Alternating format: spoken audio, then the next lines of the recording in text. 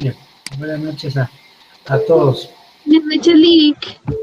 Bien, solo voy a dejar que otros unos colegas están pidiendo ahí su entradita, pero ya entraron la mayoría. Hola, Tony. Vaya, son poquitos los que hacen falta. Bueno, vamos a ir a ver.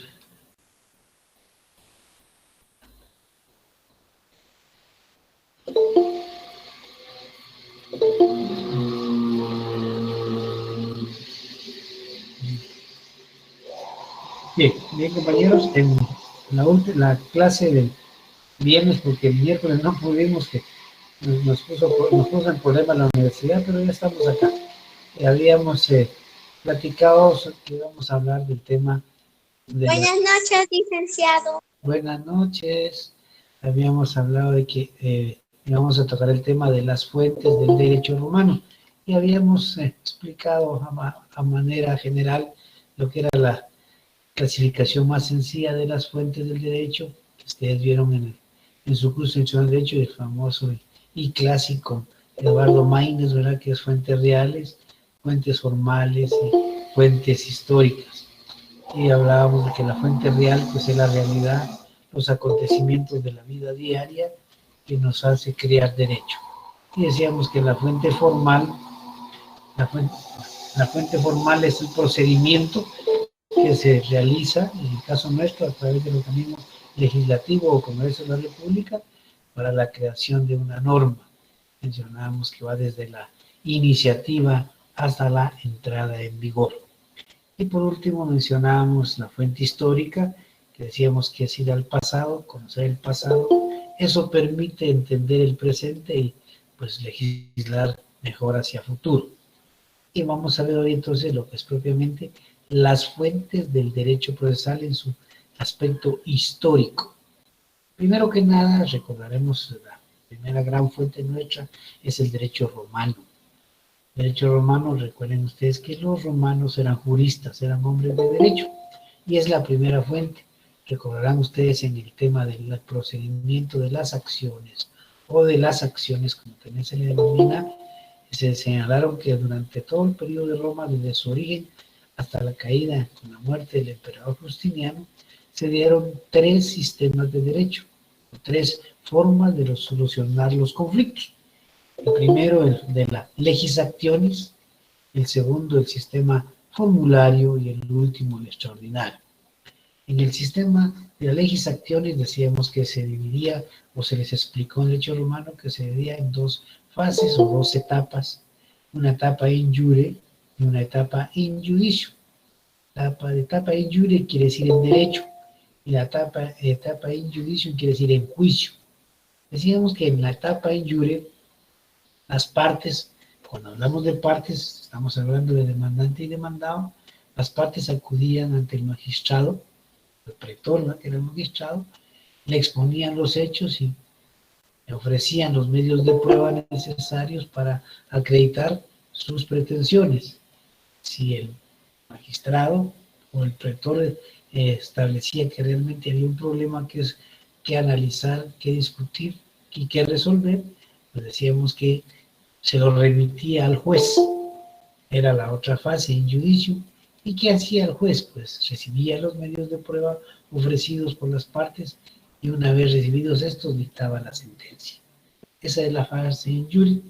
Decíamos que esa fase, ese procedimiento de legis actionis, duró hasta después de la ley de las 12 tablas, cuando se creó un nuevo sistema de las fórmulas, un sistema formulario, que era un sistema bastante riguroso en las fórmulas, pero que siguió existiendo con las dos fases del sistema de la in jure, in judicio, o sea, lo mismo que en la legis actionis.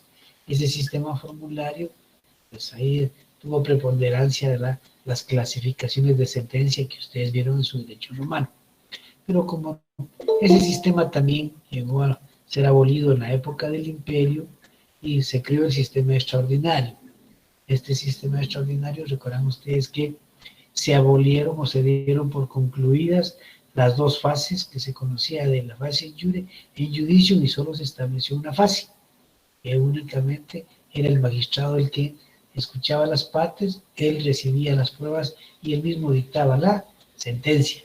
Pero decíamos que lo importante de esta fase es que surge el famoso recurso de apelación, la famosa apelatio, el recurso de apelación que tenía como objeto en aquel entonces, y lo sigue teniendo, la revisión de la sentencia que se dictó por primera vez. Cuando el demandante o el demandado o ambos están inconformes con la resolución que se ha dado por el magistrado, pues pueden pedir que una autoridad superior, incluso puede ser el emperador, que revise esa sentencia para ver si está bien o no, y si está bien, pues así se queda. Ahora el recurso de apelación implica una revisión, no necesariamente un cambio. Ahora, si está mal, pues definitivamente que lo van a cambiar. Pero eso era novedoso que no existía antes, no existía ese recurso de apelación para que alguien superior revisara los fallos. Y eso es vital en nuestro sistema actual.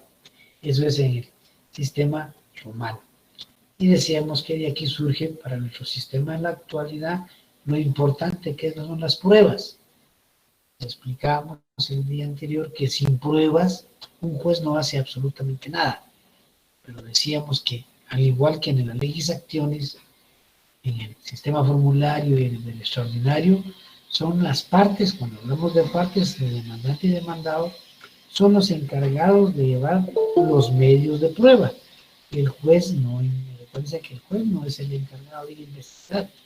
A él le llevan las pruebas, él es un hombre de derecho, él analiza las pruebas y dicta su fallo de acuerdo a esos medios de prueba que han llevado. Y eso es obligación de las partes. ¿Y dónde encontramos nosotros ese traslado de la obligación de los medios de prueba a nuestro sistema procesal? Porque es una fuente nuestra, es ese derecho romano, porque está en el artículo 126 del Código Procesal Civil y Mercantil.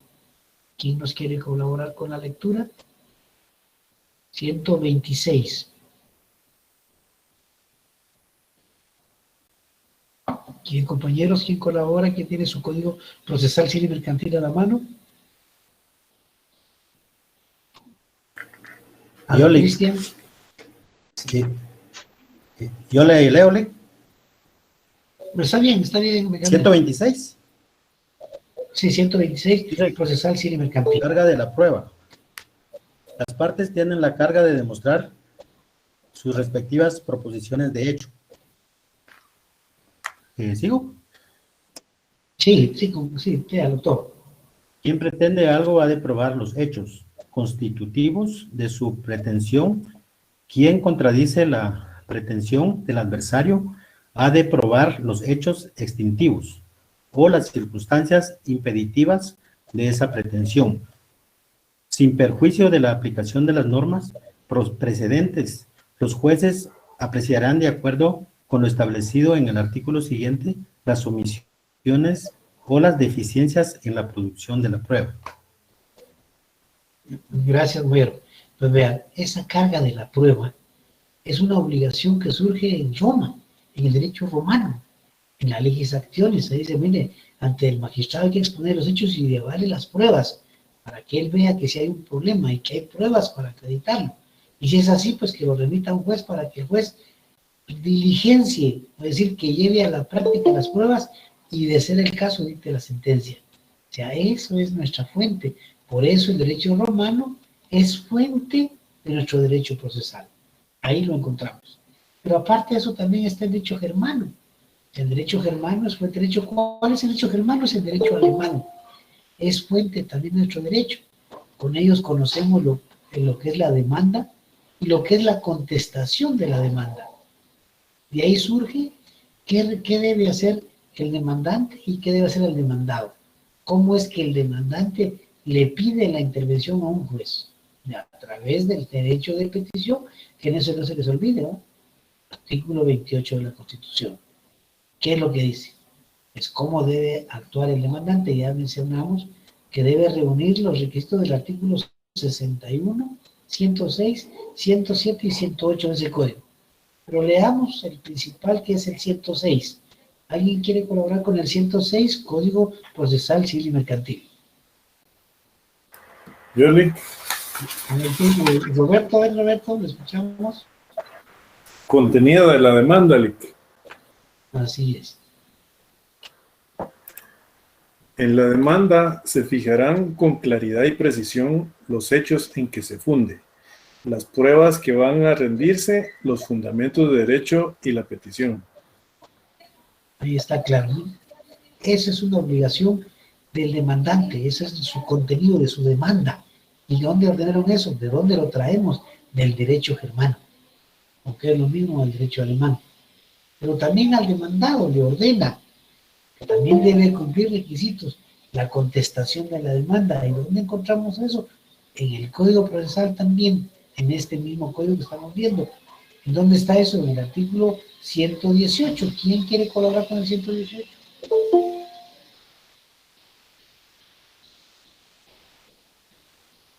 Cindy. Licenciado. Gracias, Cindy. A ver, Cindy, ¿quién está ahí? ¿Cindy o Cari?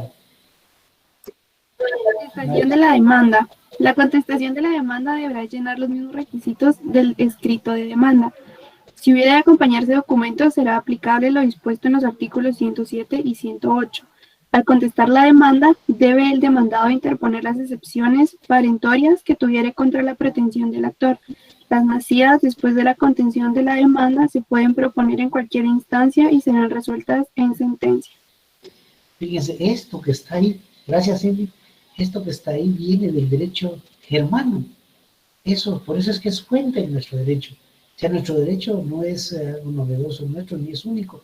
Viene desde la historia, nos han venido desarrollando a través de las épocas de la antigüedad, cómo es que se ha ido creando ese derecho procesal. Pero también tenemos otro derecho aparte de eso, el derecho canónico, o lo que es lo mismo, el derecho de la iglesia, ¿verdad? Derecho canónico o canónico. También nos ha enseñado algo fundamental. Les explicaba hace un rato y les decía en una clase anterior que las pruebas son fundamentales. Si no hay medios de prueba, definitivamente ningún juez puede dictar a favor de nadie. Pero hay una prueba que es muy fundamental. En la época de la Edad Media surgieron los famosos tribunales de la Santa Inquisición, ¿verdad? Que atacaban a toda aquella persona que estaba en contra de los principios religiosos. Lo trataban de brujos o de herejes, y la forma de sancionarlos era, dice que con la muerte a través de la hoguera. Pero previo a eso, tenía que confesar el delincuente, ¿verdad? Que efectivamente era contrario a los intereses religiosos. La confesión, decían, bueno, con la confesión está establecido que él es el responsable, y además se libera la culpa del inquisidor porque el otro confesó, pero lo confesaban después de ser torturado. Y una persona torturada, con tal de que lo dejen torturar, hay un momento que dice, sí, yo lo hice, pero ya no sigan, ¿verdad? Aunque no lo ha hecho. De ahí deriva la prueba que se llama la confesión. Fíjense, claro, hoy no es con esos procedimientos, pero la confesión es un medio de prueba en el cual el demandado acepta todos los hechos que le formula el demandante. Del derecho religioso, del derecho de la iglesia, el derecho económico se traslada a nuestro código procesal, civil y mercantil. ¿Y dónde está eso? Veamos el artículo 139 del procesal civil y mercantil, ¿no? 139. A ver, Karen, ¿se nos quería ayudar hace un momento? Valor probatorio. La confesión prestada legalmente produce plena prueba. Las aserciones contenidas en un interrogatorio que se refieran a hechos personales del interrogante se tendrán como confesión de éste. El declarado confesó. Puede rendir prueba en contrario. La confesión extrajudicial solo se tiene como principio de prueba. Gracias, Karen. Vean, esto de la confesión lo toma nuestra legislación del derecho de la iglesia, derecho canónico. Claro, hoy no se utilizan medios violentos, ¿verdad? Una persona puede ir al tribunal un demandado y al declarar aceptar que los hechos que le dice el demandante son ciertos. ¿Qué pasa? Entonces, esa es la prueba. El juez no necesita más medios de prueba para eso. Y se lo dice el artículo siguiente. Leamos el 140. ¿Quién nos quiere ayudar con el 140? Terminación del proceso por Disculpe, confesión. Lic, el anterior, ¿cuál era? Es que no lo apunté. 139. A ver, Gracias. Cindy. confesión legítimamente hecha sobre los hechos que fundamenten la pretensión del actor, termina el proceso y el juez, a solicitud de parte y sin más trámite, dictará sentencia. Ahí está, ¿bien? Clarísimo. Ese es un medio de prueba. ¿De dónde lo obtenemos? De las fuentes históricas, como es el derecho canónico, pero aparte de eso también está el derecho colonial. Ese es el derecho que nos trajeron los españoles, que nos vinieron a dejar su religión y su derecho, pero el derecho que ellos traían no era originario de ellos, era derecho de los romanos, porque los españoles también fueron invadidos en su momento por Roma, y Roma impuso su derecho en toda Europa. Recuerden ustedes que Roma era el imperio en aquel tiempo, ellos dominaban en lo que ellos creían el mundo, porque no sabían que existíamos nosotros, América no existía, ¿verdad? Entonces para ellos el mundo era todo y Roma gobernaba, entonces gobernaba con su derecho, como ustedes ya lo vieron en su curso de Derecho Romano. Esas son fuentes históricas propias del derecho procesal. No se les olvide, derecho romano, derecho germano, derecho canónico, derecho español o derecho colonial. Esas son las principales fuentes históricas de nuestro derecho y vemos cómo se traslada de aquel derecho para el nuestro las normas de aquel entonces. Pero también existen otras fuentes que se llaman fuentes constitucionales. ¿Dónde está esa fuente constitucional? Cuando queremos saber el contenido constitucional de una ley, pues primero vamos a la Constitución, lo leemos, y segundo vamos a ver los trabajos que realizaron, los estudios, las discusiones que tuvo la Asamblea Nacional Constituyente, ese órgano encargado de emitir esa Constitución, de crear esa Constitución, tuvo que discutirlo de distintas formas con todos los miembros. En ese sentido, la fuente constitucional deriva de la Constitución y del cuerpo que creó la Constitución, que es eminentemente la Asamblea Constitucional. También existe otra fuente que se llama fuente legislativa. Esa fuente legislativa pues es el Congreso de la República, el organismo encargado de crear y derogar las leyes. Ese organismo que crea, reforma y deroga leyes se llama Congreso de la República. Si queremos conocer la iniciativa, cómo se dio una ley, pues vamos a ese cuerpo legislativo y ahí podemos pedir que nos den las actas de las discusiones, ver quién presentó la iniciativa de los entes que tienen iniciativa de ley. Bueno, ¿quiénes hicieron? ¿Cómo discutieron eso? En la discusión fue solo una discusión porque fue de emergencia nacional, o si fue por su procedimiento normal de 3 discusiones, cómo se aprobó por mayoría o por unanimidad, cómo se aprobó, qué hizo el Ejecutivo cuando llegó allá, la vetó, no la vetó, la sancionó, se publicó, todo eso es la fuente legislativa. Pero también tenemos otra fuente, que es la jurisprudencia. ¿Qué es la jurisprudencia? Son los fallos reiterados por los tribunales en un mismo sentido, por lo menos 5 iguales, que podemos pedir que el sexto lo resuelvan igual. Pero quiero decirles que esa jurisprudencia tampoco puede obligar a un tribunal a fallar igual, puede cambiar de criterio. Las circunstancias de la vida, del momento, el desarrollo de la sociedad pueden hacer distinta la situación y resolver diferente. Por eso, si ustedes recordarán, la jurisprudencia ocupa un lugar diferente, secundario, porque nuestra primera fuente es la ley y nuestra primera gran fuente es la Constitución y todas las leyes ordinarias. Pero también existe la costumbre, aquella práctica inveterada de los antepasados, no escrita, que resuelven sus conflictos a través de los consejos de ancianos. También se aplica. En algunos lugares se acepta, en otros se prohíbe y en unas simplemente se tolera. En el caso nuestro se acepta, ya lo vimos. ¿Y dónde está eso? En la ley del organismo judicial. Recordemos eso en el artículo 2, para que no se nos olvide la fuente principal de nuestro derecho en la actualidad. ¿Quién quiere colaborar ahí con el artículo 2? ¿Silvia? Yoli, A ver, ¿quién me dice? Voy a ver. Artículo 2. Sí, Rocío. Reformado por el artículo 1 del decreto 11-93 del Congreso de la República, Fuentes del Derecho. La ley es la fuente del ordenamiento jurídico. La jurisprudencia la complementará.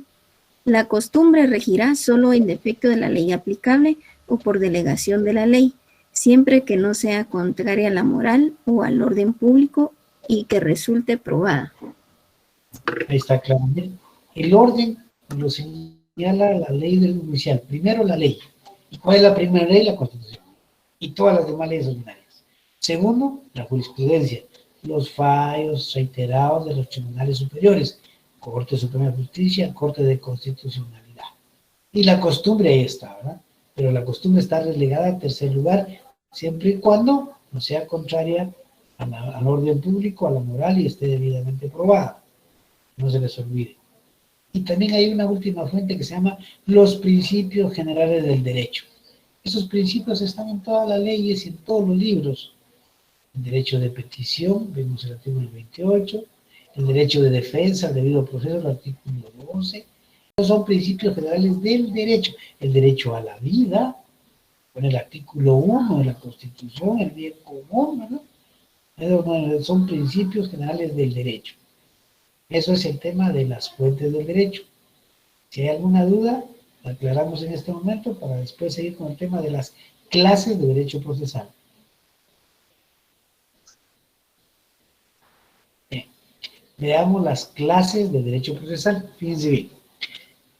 Aquí hemos hablado del derecho de petición, ya lo hemos leído en nuestra Constitución, ya sabemos que todos los habitantes, sin ninguna distinción, podemos pedirle a la autoridad y esa autoridad está obligada a resolver.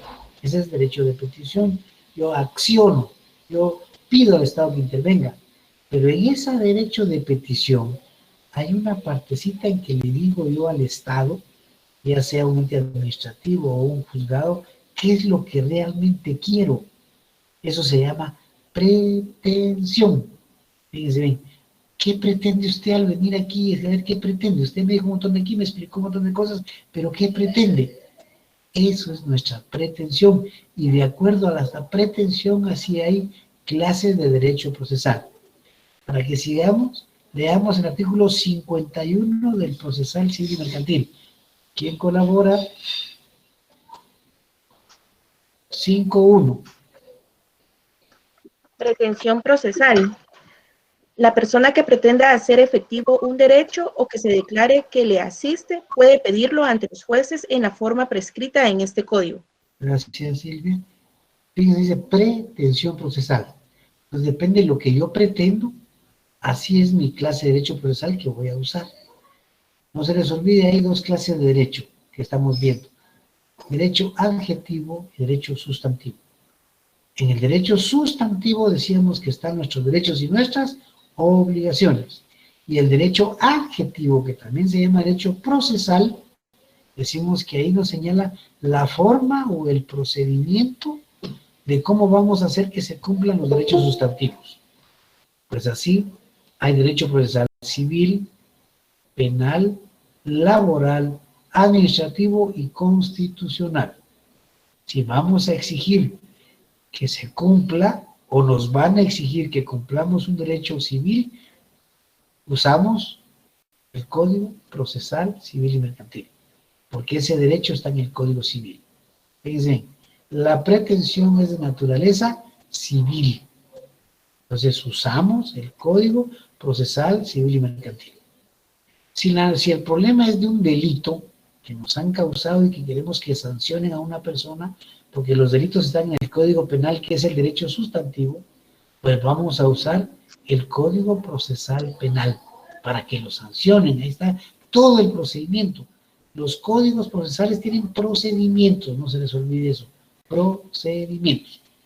Si el problema es en el trabajo, tenemos un problema de trabajo, no nos pagan salario, nos quieren descontar nuestro salario X cantidad sin ninguna justificación, o pagarnos menos, o no nos quieren negar, nos niegan nuestro derecho de vacaciones, o cualquier prestación que tengamos derecho a aguinaldo, qué sé yo, es un problema laboral. Entonces vamos a usar el Código Procesal Laboral.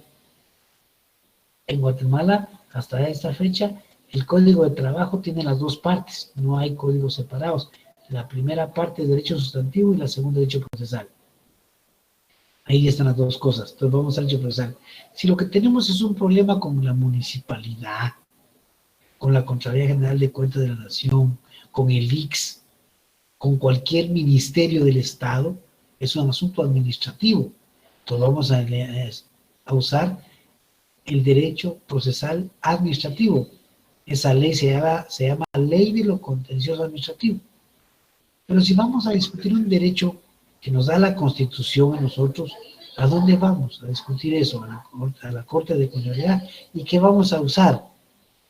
Las leyes de derecho procesal de la Constitución y la ley de amparo. Ley de amparo, habeas corpus y constitucionalidad.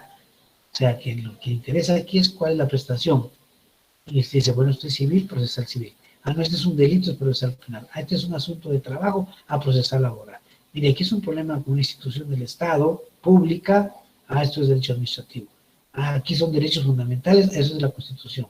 Corte General. Entonces, debe tener presente cuál es la clase de pretensión. Según lo que yo pretendo, así voy a usar el derecho procesal. ¿Me han comprendido hasta ahí? Bien. Sí, Con eso damos por concluido el tema del derecho procesal. Recuérdense que aquella definición que leyeron ustedes de Hugo Alsina, que completa todo, háganse la idea que ese es un pastel.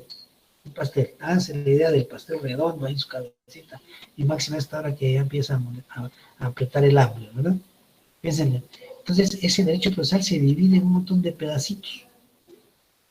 Cada pedacito es una parte del derecho procesal. Uno se llama ley procesal, otro se llama jurisdicción, otro se llama competencia, otro se llama... Cada pedacito lo vamos a ir viendo. Todo eso junto que empieza desde que se presenta la demanda hasta que se dicta la sentencia es proceso, derecho procesal. Pues hoy vamos a ver una partecita que se llama ley procesal. Y que yo no quiero que aprendan definiciones, yo quiero que entiendan eso ahorita para qué sirve cada cosa. Las definiciones de la ley, cualquier libro ya, no, yo quiero que sepan para qué sirve en este momento. ¿Qué nos dice la ley procesal? Escuchen esto. La ley procesal le dice al juez cómo debe actuar en un juicio. Le dice al demandante y al demandado cómo deben actuar, qué deben hacer. En términos simples, la ley procesal señala la conducta que debe seguir el juez y las partes en un proceso. ¿Qué es simple? Señor juez, usted tiene, si le presentan una demanda, usted haga tal cosa. Señor demandado, usted para lo demandaron, quiere defenderse, haga tal cosa. Pues ahí le va señalando. Y ahí mismo va sancionando si no hace uno las cosas. De una vez al juez y a las partes.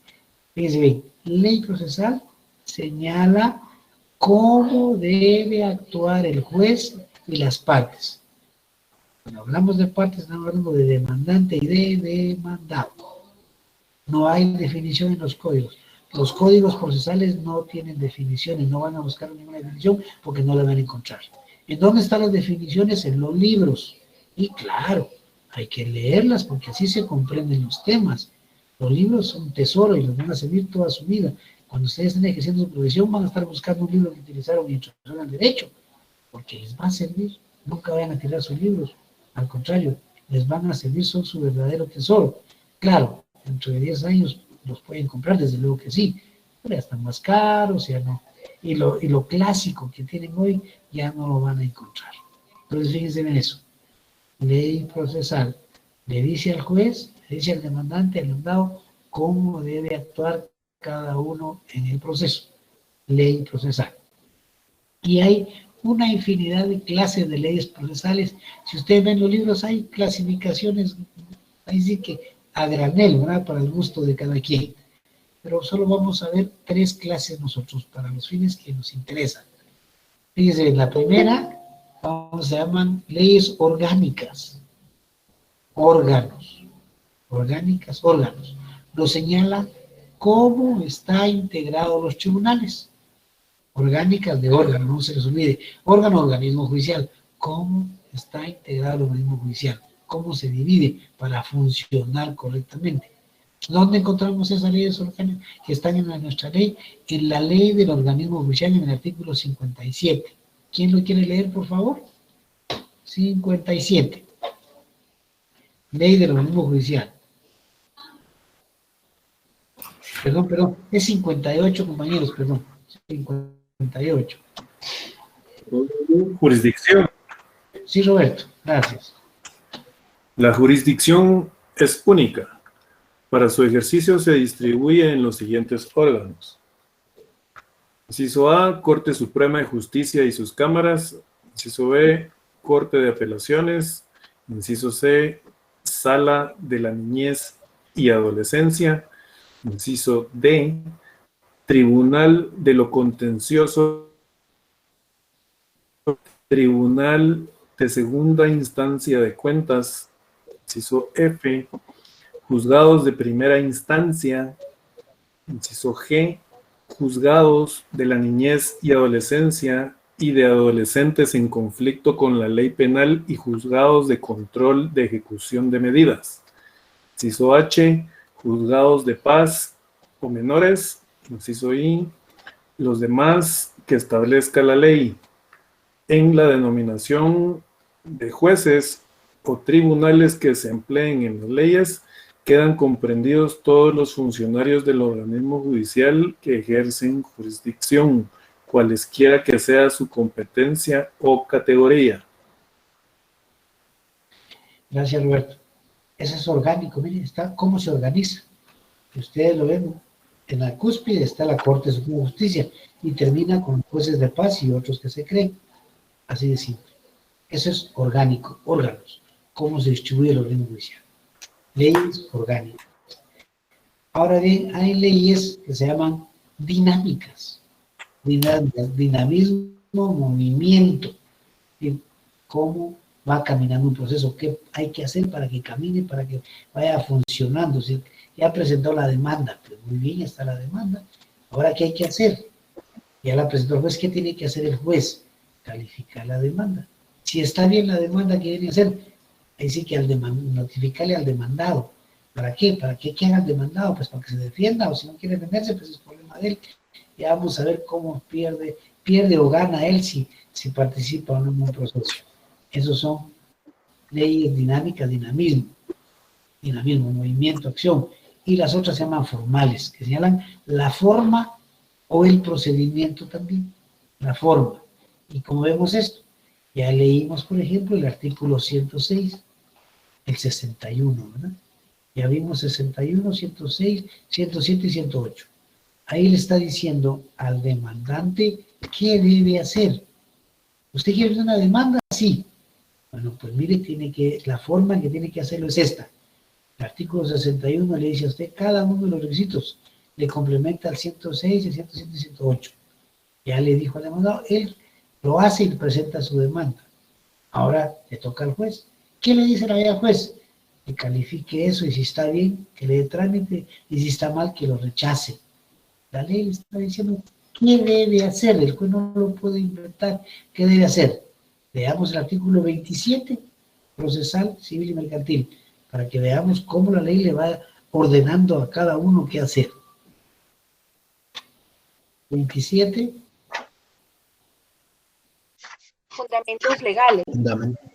Los tribunales rechazarán en forma razonada toda solicitud que no llene los requisitos que la ley establece. Gracias, Silvia. Muchas gracias, ya ven. Ahí le dice de una vez.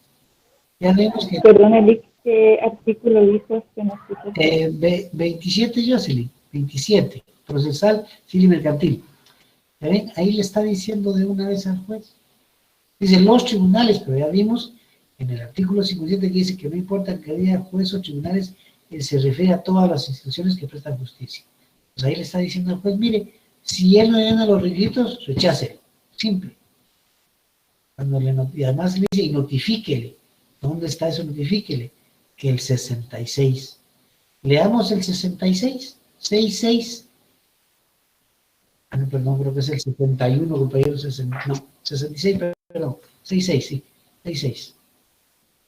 Clases de notificaciones.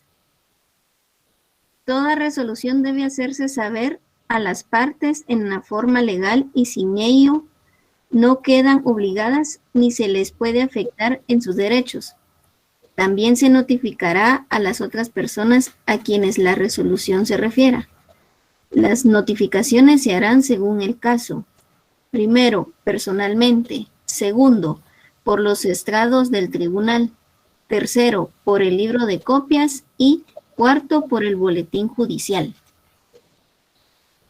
Gracias, Rocío. Ahí está diciendo, mire, primero le dijo al demandante en el 61, en el 106, 108 y en el 107, 108, ¿qué debe hacer? Presenta su demanda, ya la presentó, ya llenó los requisitos. Ahora, ¿qué le dice al juez? Califíquela. Si está bien, admítala para su trámite. Si está mal, rechácela. Eso dice el 27. Pero le dice que debe notificarle a las personas. Nadie es adivino que le pasaron una demanda en su contra. Nadie es adivino que le rechazaron su demanda porque la hizo mal. Le notifica, dice, si no notifica, no se le puede afectar. Entonces le notifica al demandado. ¿Y ahora qué le dice al demandado?